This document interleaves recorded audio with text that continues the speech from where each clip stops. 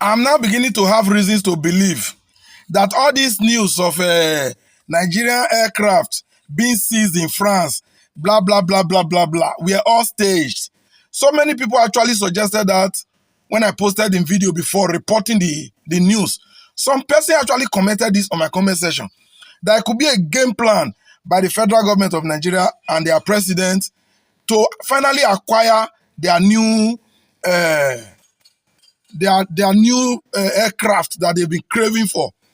Whereby some actually believe, or I was made to understand, that the newly acquired jet was part of the three that was seized, and I was confused. Say, how? But if you look at the news above now, that the newly acquired jet has just landed Abuja. Meanwhile, in recent news, we were also made to understand that out of the three jets that were seized, that the Chinese firm has, out of their own goodwill, released one, which automatically now is the new one. Now the belief of some persons that this might be a story well orchestrated to finally launch the new aircraft beginning to make sense. Yes, it begins to make sense.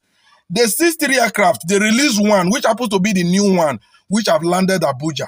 150 billion naira, $150 billion, I don't know.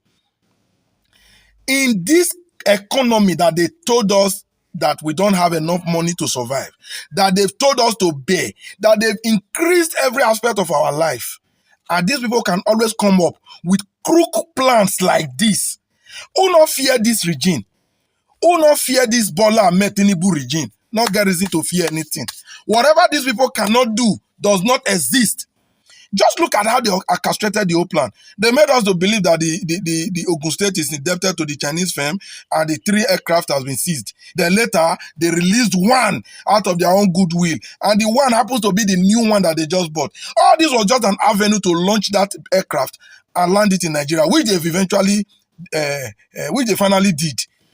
At this level of stiff finish, you see, all this nonsense, I would really expect Nigerians to rise up to the occasion when the time is ripe. Because I want to believe that the time hasn't been ripe until now, but it's getting riper now. Nigerians must unite. Nigerians youth across the six geopolitical zone, across the three main regions of this country, we must learn to come together. This is not time to say it's an Igbo man, it's a Yoruba man, it's an Hausa man. I'm telling this to the Nigerian youth. The Nigerian youth, it is your turn. You are in charge. Facing this country is strictly reliant on you. If we remain docile, we will be punished for the rest of our lives. The Hausa youth, the Yoruba youth, I mean the same Yoruba, because those people, I don't get issue with majority of them. They are too tribalistic, and that's very bad. There are a whole lot of intelligent Yorubas. Those are the ones I'm referring to.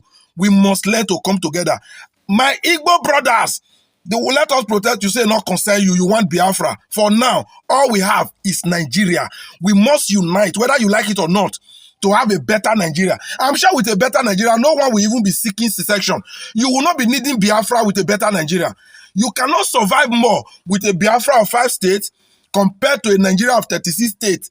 I'm talking to the Igbos that are very good in commerce. So a better Nigeria will be better for us, whether you like it or not. So let's all come together. You see this South, the youth, you should learn to fight a good cause, not bearing arms and killing yourself in defense of rubbish. When it comes to a better Nigeria, please, let's be at the forefront. Come 2027, in fact, within now till 2027, let the changes that we desire beginning to take effect, or else, now one chance we enter. If we allow these people that is in charge conquer us finally, I don't know, it's always the last statement of a fool. I hope we won't be one.